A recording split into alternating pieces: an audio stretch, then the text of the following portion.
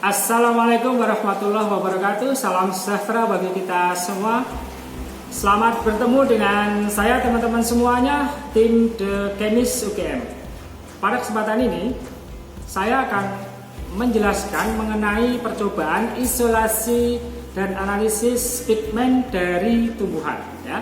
Percobaan ini punya beberapa tujuan, diantaranya adalah pada kesempatan ini kita akan mempelajari teknik isolasi bahan alam. Yang kedua adalah analisis hasil ekstraksi atau hasil isolasi dengan teknik kromatografi lapis tipis. Yang ketiga adalah pemisahan hasil isolasi bahan alam atau hasil ekstraksi bahan alam dengan teknik kromatografi kolom. Ya, seperti kita tahu bahwa Indonesia itu kaya akan bahan alam. Ada yang aktif, ada yang tidak aktif. Nah, bagaimana kita mendapatkan ekstrak bahan alam yang aktif tersebut? Tentu melalui proses yang begitu panjang, yang diantaranya adalah kita harus mengekstrak bahan alam tersebut, ya. Kemudian kita mengisolasi dan mempurifikasinya. Contohnya, pada kesempatan ini saya akan menyampaikan mengenai bagaimana mengisolasi klorofil, yaitu molekul yang ada di dalam kloroplas, di mana kita tahu bahwa semua tumbuhan itu mengandung atau memiliki zat hijau daun atau kloroplas yang digunakan untuk fotosintesis. Kita tahu ada reaksi gelap, reaksi terang itu terjadi di dalam organel kloroplas ini. Nah, kloroplas itu mengandung senyawa aktif, yaitu ada pigmen A, pigmen B, beta karoten dan sebagainya, di mana senyawa-senyawa tersebut itu aktif dengan adanya sinar atau cahaya disebut sebagai fotoreseptor. Nah, struktur senyawa klorofil A dan klorofil B itu sangat mirip. Klorofil A itu seperti ini, sementara klorofil B seperti ini. Keduanya sama, hanya berbeda di gugus fungsi di sini metil dan gugus fungsi di sini yaitu aldehid. Ya, oke.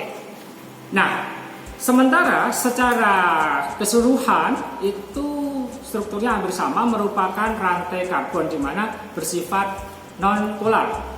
Nah, sebagai seorang kimia kita tahu menurut kaidah light dissolve light, maka senyawa-senyawa yang non polar itu dapat larut atau dapat kita ekstrak dengan senyawa yang non polar juga.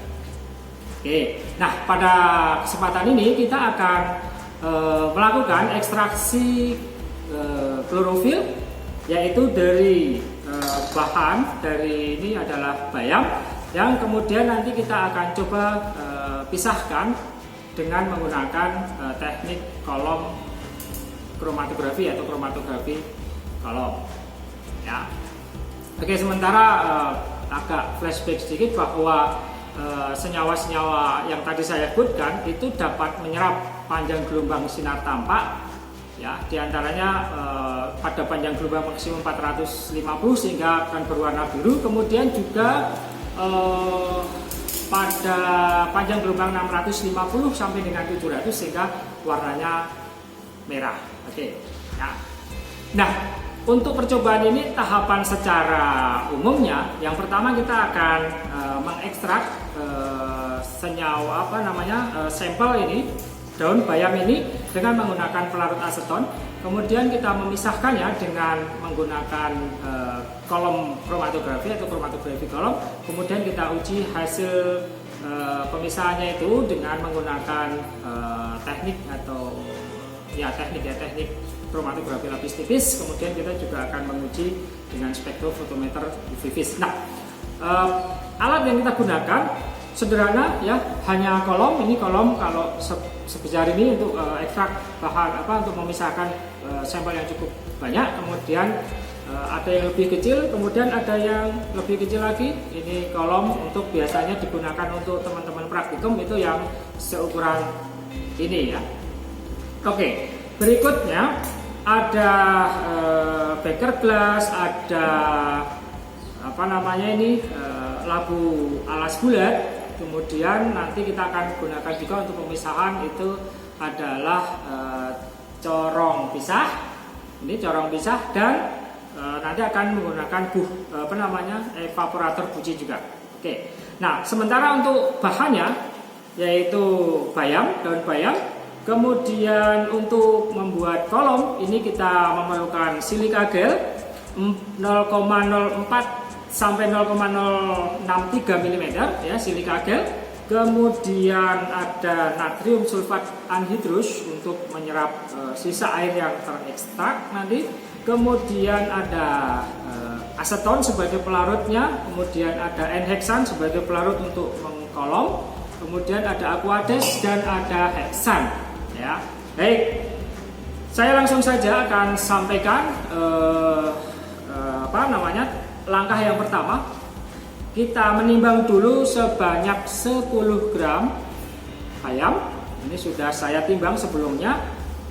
10 gram, kemudian kita potong-potong. Kita potong-potong saja dengan alat bisa gunting, bisa cutter dan sebagainya. Oke, ini yang daun bayam yang terakhir sudah selesai. Kemudian ini kita singkirkan supaya tidak mengganggu ya. Kemudian ini kita haluskan dengan lumpang porselin sampai betul-betul halus. Nah, setelah halus maka akan jadi seperti ini ya, halus. Kemudian kita tambahkan dengan menggunakan aseton. Ini sudah saya ukur asetonnya, yaitu 3 kali dari berat sampel yang kita ekstrak, yaitu 30 mili ya, 30 mili. Oke, sambil kita haluskan lagi supaya klorofil yang berada di dalam sel-sel daun itu bisa terekstrak sempurna. Oke, selanjutnya supaya sampel daun tadi itu tidak masuk ke dalam kolom, maka kita saring dulu.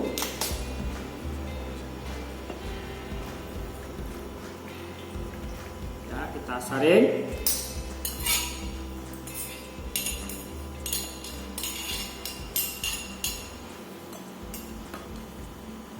Oke, kita taruh di sana.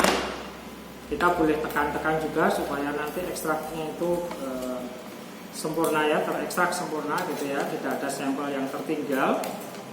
Oke, saya pikir cukup. Nah, selanjutnya ya, ekstrak ini kita ekstrak lagi dengan menggunakan corong pisah ini ya. Oke, kita ekstrak dengan menggunakan pelarut, yaitu heksan air 1:1. Jadi saya gunakan heksan air 1:1, itu berarti kalau misalkan kita pakai 20 berarti 10 mili heksan, 10 mili aquades ya. Ini kita tuang.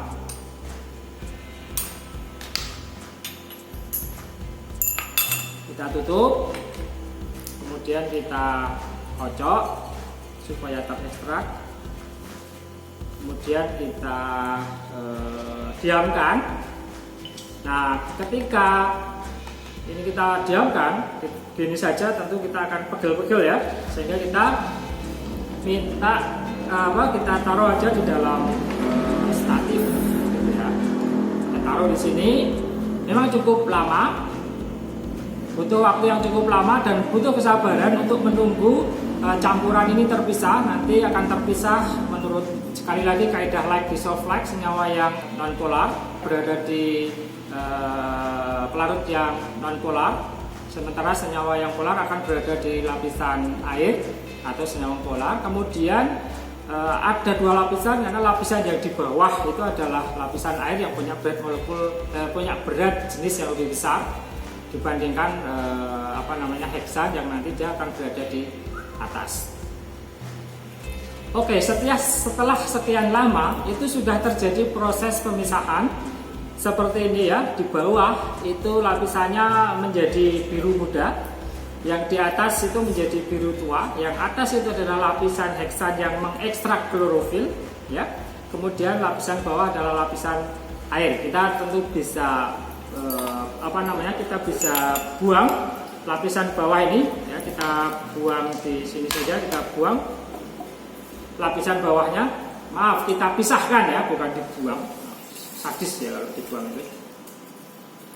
Jadi lapisan bawahnya dipisahkan dengan lapisan atas, begitu. Oke, jadi lapisan atas itu adalah lapisan klorofil dan di dalam heksan, sementara yang di bawah tadi adalah lapisan aqueous. Oke, kemudian kita tampung lapisan atasnya ini untuk kita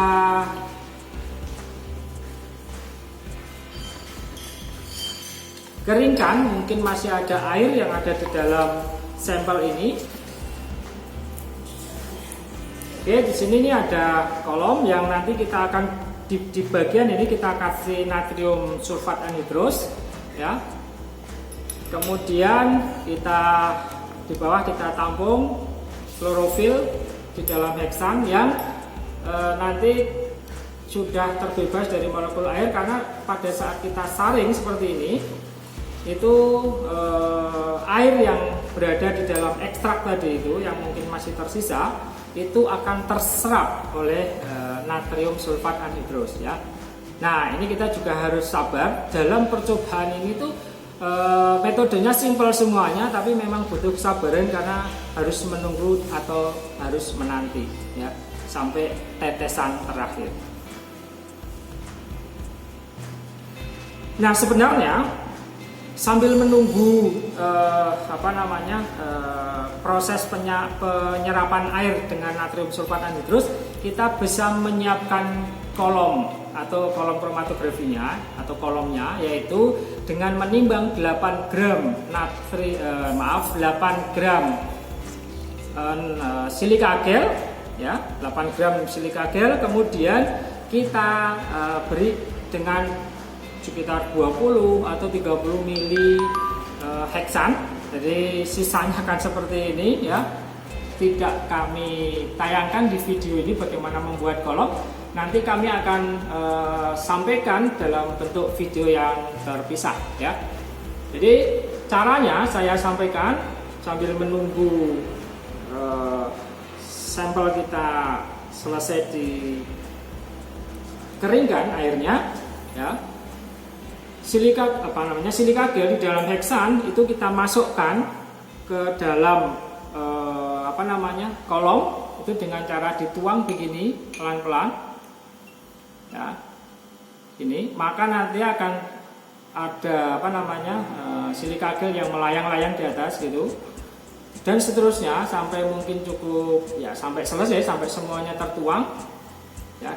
Anda saksikan di sini ada keruh, kemudian supaya mampat atau silika gelnya itu mampat, kita bisa bantu dengan ketok-ketok seperti ini, tentu dengan karena ini alat gelas gitu ya, menggunakan karet ya, yang ada sesuatu yang ada karetnya, sehingga terjadi benturan tetapi tidak menyebabkan pecahnya alat ya, seperti ini. Begitu seterusnya sampai semua silika gel yang ada di dalam yang kita perlukan, yaitu tadi 8 gram tadi itu bisa jadi contohnya seperti ini ya, dapat tertata dalam kolom ini dengan baik ya, sambil sekali lagi kita ketok-ketok. Oke. Nah, kita lihat di sini sudah habis ya teman-teman, semuanya, semua larutan yang dari bagian atas ini sudah habis. Kemudian kita akan lanjutkan ke tahap berikutnya, yaitu kita menguapkan pelarutnya, yaitu heksan dengan menggunakan evaporator buji.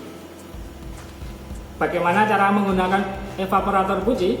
Ini teman-teman lab organik nanti sering sekali menggunakan ini. Jangan stop di sini, saksikan terus videonya.